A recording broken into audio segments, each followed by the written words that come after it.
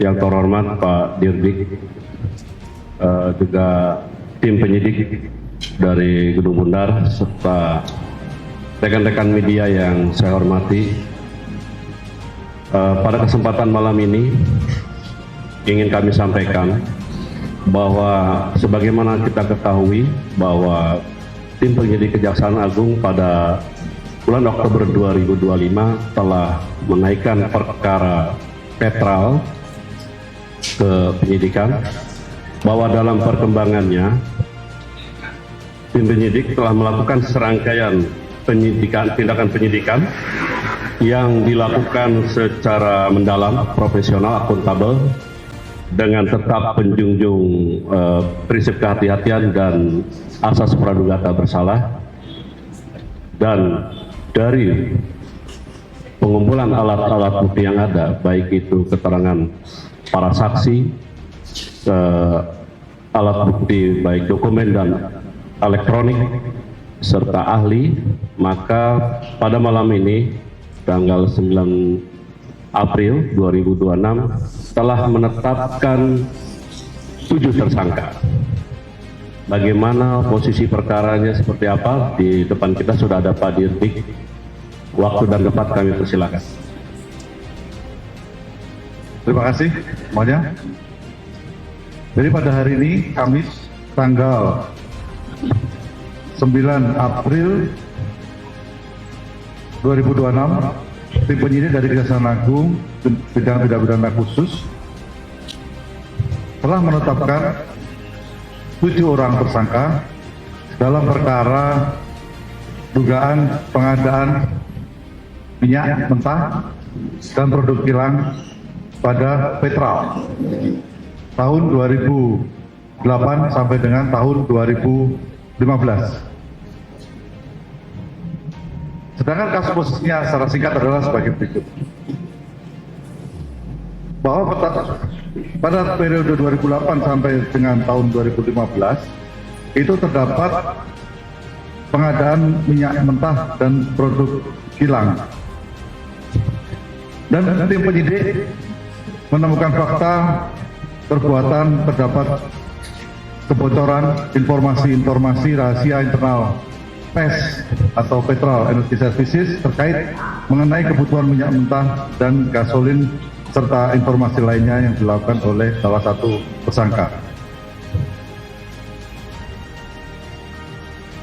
Kemudian salah satu tersangka lainnya yaitu Saudara MRC sebagai BO dari beberapa perusahaan bersama dengan tersangka IRW melalui beberapa perusahaan miliknya atau perusahaan-perusahaan terafiliasi dengannya telah mempengaruhi proses pengadaan atau tender minyak mentah, produk kilang, dan pengangkutan.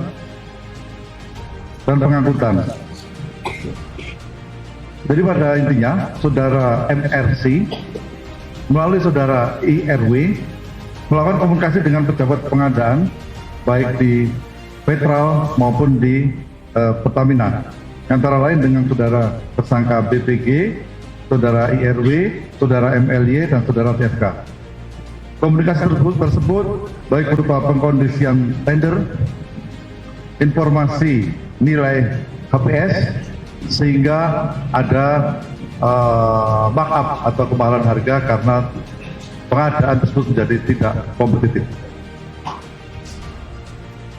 Bahwa untuk mengakomodir kepentingan Saudara MRC dan Saudara IRW, pada bulan Juni tahun 2012, Saudara BBG, Saudara AGS, dan NRD serta MLY mengeluarkan pedoman yang bertentangan dengan risalah rapat direksi PT Pertamina. Setelah tender dilakukan sedemikian rupa, kemudian PES yang dibantu oleh perusahaan GR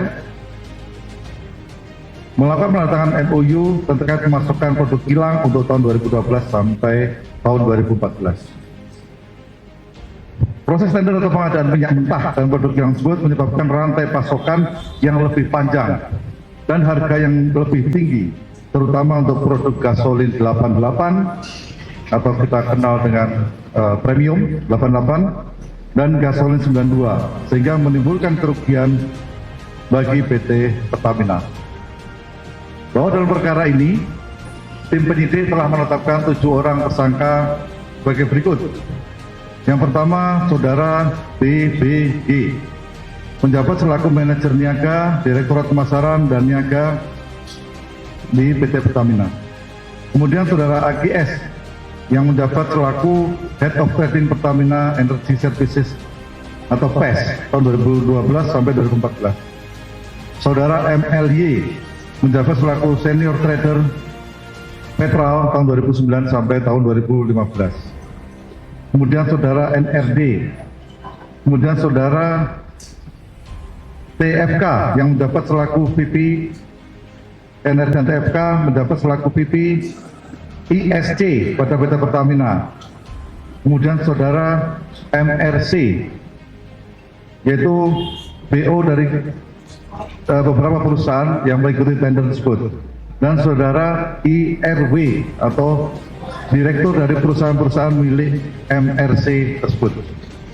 Bahwa para tersangka disangka melanggar pasal 603 dan subsidiar pasal 3 Undang-Undang Pemberantasan Tindak Pidana Korupsi.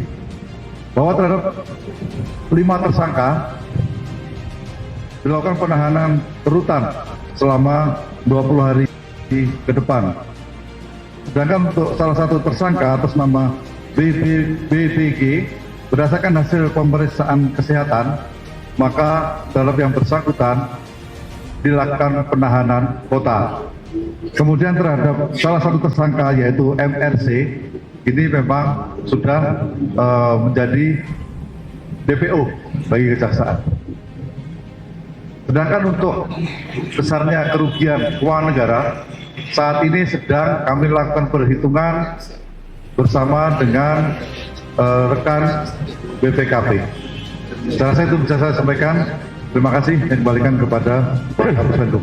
Baik, dan perlu kami tegaskan bahwa entitas Petral ini sekitar bulan Mei 2015 telah dibubarkan, sehingga peristiwa yang menjadi objek proses hukum ini tidak terkait dengan korporasi yang saat ini. Dan pada saat penetapan tersangka, dari 7 tersangka semua sudah tidak menjabat dalam korporasi saat ini.